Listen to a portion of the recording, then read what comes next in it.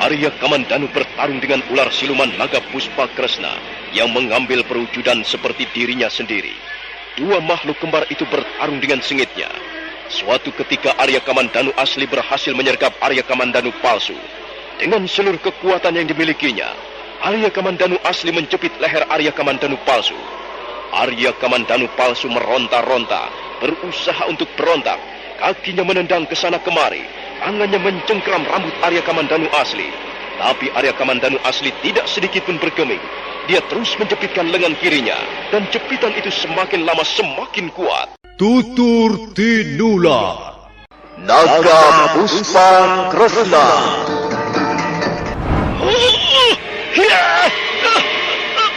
Lepaskan aku, lepaskan kepalaku. Tidak akan kulepaskan. Akan kujepit lehermu sampai putus.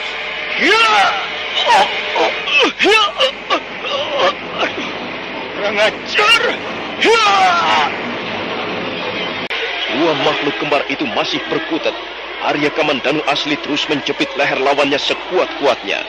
Arya Kamandanu palsu yang merupakan penjelmaan dari ular naga Puspakresna meronta-ronta dengan seluruh kekuatannya. Napasnya tersengal-sengal, matanya mendelik merah. Tapi Arya Kamandanu asli tidak memberinya ampun sama sekali. Dia terus menjepit leher lawannya semakin kuat dan semakin erat. Mendadak Arya Kamandanu asli terkejut, dan terjadilah apa yang ditunggu-tunggu selama ini. Tiba-tiba Arya Kamandanu palsu lenyap dan kembali merubah wujudnya. Kali ini ular naga Puspakresna mengambil perwujudannya yang asli.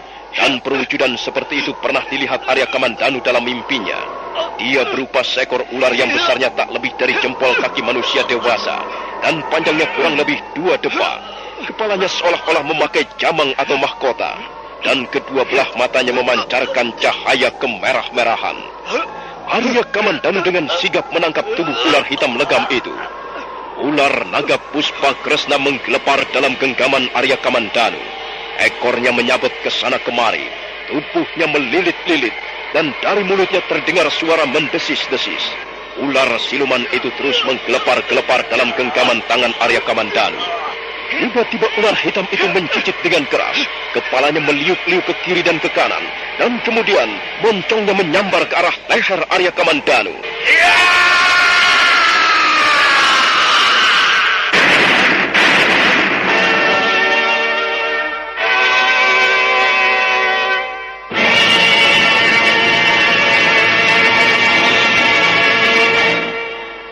Setelah menggigit leher Arya Kamandanu, tiba-tiba ular naga Puspakresna berubah menjadi asap tipis. Arya Kamandanu masih tegar berdiri dalam keadaan siap siaga untuk bertarung. Tapi ular naga Puspakresna nampaknya tidak memunculkan dirinya kembali. Dan asap tipis itu pun makin lama makin berpencar ke sana kemari, dan akhirnya lenyap. Arya Kamandanu terjenung sesaat, sambil masih terus berdiri di tempatnya semula. Suasana malam terasa sangat hening, mencekam dan mengerikan. Ular siluman itu telah melenyapkan dirinya. Barangkali dia tidak akan muncul kembali. Sebelum melenyapkan diri, dia telah menyambar leherku. Arya Kamandanu kemudian meraba lehernya. Dia merasakan ada sesuatu yang basah di sana.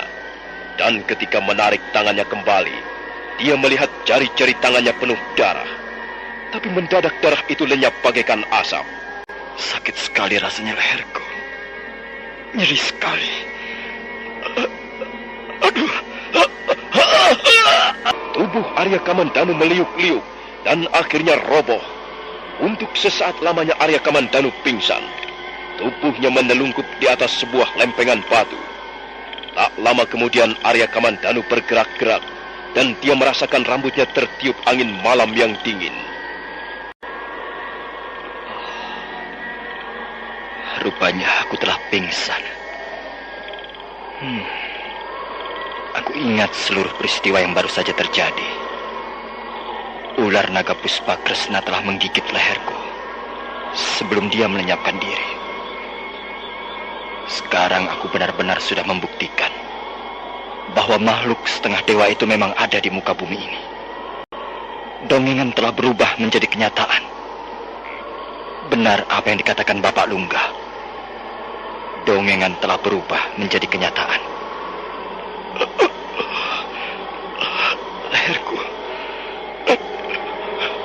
Leherku terasa nyeri sekali. Aduh, dan mataku rasanya panas. Aduh, ada apa ini dengan tubuhku? Sepertinya tubuhku berisi air yang sedang mendidih. Sepertinya darahku mendidih. Aduh. Arya Kamandanu merasakan sakit yang luar biasa di bagian lehernya. Rasa nyeri itu bagaikan meremas-remas jantungnya. Dan matanya terasa panas. Panas dan penuh mengandung air. Untuk sesaat lamanya Arya Kamandanu berkelojotan di atas lempengan batu. Dia terus merintih-rintih sambil mendekap lehernya. Arya Kamandanu menjadi gelisah, gugup, gelisah dan kebingungan. Di samping itu rasa sakit semakin menyengat lehernya. Tiba-tiba dia bangkit. Dia marah sekali. Tangan-tangannya mengepal marah. Kakinya gedrak-gedruk atau menjejak-jejak bumi. Dadanya marah, rambutnya marah, matanya marah.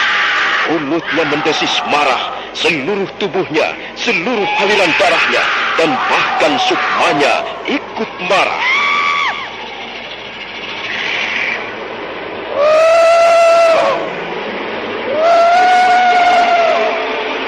Tiba-tiba Arya Kamandanu mengamuk. Sambil meraung-raung sekeras-kerasnya, dia membentur-benturkan kepalanya pada dinding-dinding padas. Sekali waktu dia mengangkat sebongkah batu besar dan dilemparkannya membentur dinding tebing. Batu itu pun hancur berantakan. Arya Kamandanu masih belum puas. Nampaknya dia sekarang sudah dikuasai oleh suatu kekuatan gaib yang sukar dikendalikan. Dia terus mengamuk dan kekuatan yang ditimbulkannya sangat dahsyat.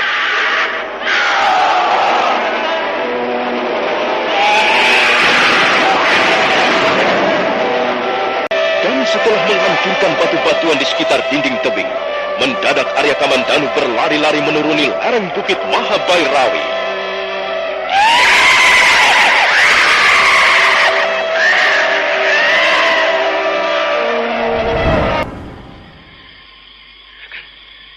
Di mana dua orang kita yang lain? Mereka berjalan-jalan mengelilingi desa. Yang harus diamankan bukan hanya gardu ini, tapi seluruh desa. Nanti sebentar lagi mereka akan kembali. Dan kita akan menggantikan mereka berjalan-jalan mengelilingi seluruh desa kali selikur. Waduh, Kakang. Iya. Peristiwa semalam itu aneh juga ya. Aku sampai tidak habis mengerti. Siapa sebenarnya mereka itu, Kakang? Siapapun mereka itu, mereka adalah orang-orang yang malang. Mereka telah berani memasuki daerah Bukit Mahabhairawi. Kau tahu kan artinya? Mereka mencari mati. Wah, kupikir mereka bukan manusia sembarangan, Kakang. Jelas mereka tidak bermaksud merampok rumah kepala desa kita. Barangkali mereka mempunyai maksud-maksud tertentu, Kakang. Iya, barangkali begitu. Kau percaya tidak apa yang dikatakan pembantu Bapak Kepala Desa?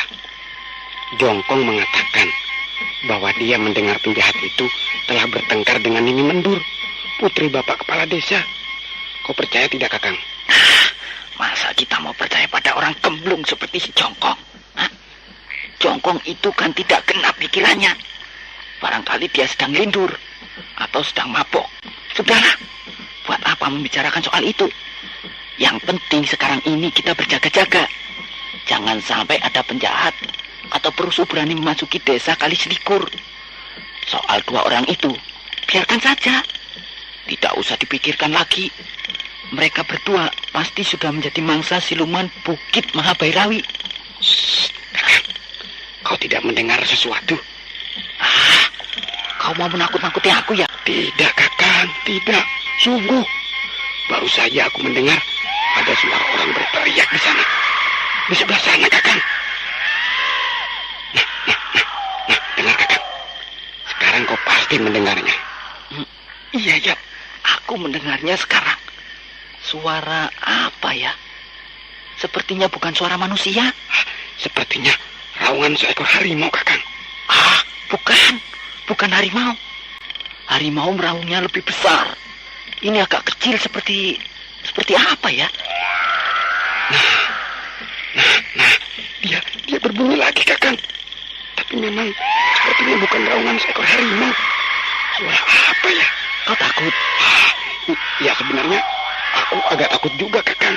Tapi kita ini kan sedang ditugaskan menjaga keamanan. Jadi ya tidak boleh takut. Bagaimana kalau kita lihat ke sana? Lah, nanti siapa yang menunggu gardu ini? Biarkan saja kosong dulu. Kita hanya sebentar saja. Kita akan segera kembali. Kita hanya mau melihat saja. Mungkin suara itu suara seekor serigala kelaparan. Ayo, kita lihat. Dua orang peronda itu pun kemudian berjalan bersama-sama meninggalkan gardu. Sebentar kemudian tubuh mereka sudah lenyap di balik kelokan jalan. Tidak berbunyi lagi ya, Kakang. Sepertinya arahnya dari sini. Iya. Arahnya memang sepertinya dari sini. Tapi mungkin saja suara itu tadi terbawa oleh angin. Sehingga kita salah alamat ya.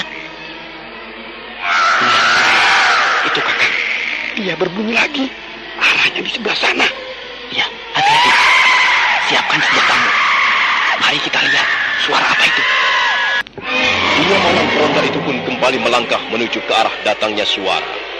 Mereka berjalan berhati-hati. Sambil berjalan mereka menggenggam erat-erat senjatanya masing-masing. Salah seorang peronda, seorang laki-laki yang bertubuh tinggi tegap dan bercambang lebat, menghunus sebilah parang. Sedangkan temannya menggenggam sebatang tombak pendek. Mereka berjalan mengendap-endap menuju ke tepian desa Kaliselikur. Ayo cepat. Aku mendengar suara-suara yang mencurigakan.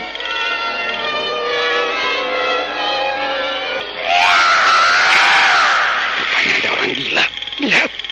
Dia menggeram-geram sambil memukul-mukul batang pohon. Kurang ajar. Orang gila mau membuat rusuh desa kita. Kamu apa? Biarkan saja dia. Dengar. Mungkin dia orang gila. Mungkin juga cuma pura-pura gila. Yang jelas, dia telah mengganggu suasana ketenangan desa kita. Kita harus menangkapnya. Kita harus membawanya sekarang juga ke tempat Bapak Kepala Desa. Tapi lihat, Kakang. Aku melihat keanehan pada diri orang itu, Kakang. Kekuatannya, lihat. Dia memukul batang kayu yang besar itu hingga bergoyang-goyang. Pastilah dia bukan orang sembarangan, Kakang. Mungkin dia salah mencari ilmu. Kalau kau takut, kau tunggu saja di sini. Biar aku yang akan menangkapnya. Jangan, Kakang. Lebih baik kita laporkan saja pada Bapak Kepala Desa. Kemudian kita bisa menangkapnya beramai-ramai. Jangan bikin malu. Hanya menangkap orang gila saja. Mengapa harus rame-rame? Biar aku yang akan menangkapnya. Kau tunggu saja di sini ya. Tapi hati-hati ya, Kakang. Peronda yang bertubuh tinggi tegap dan kekar itu kemudian berdiri. Tangannya menguak semak belukar di depannya. Kemudian laki-laki itu melangkah perlahan-lahan. Ia melangkah menuju ke arah seorang laki-laki yang tengah menggeram-geram sambil terus-menerus memukul batang pohon.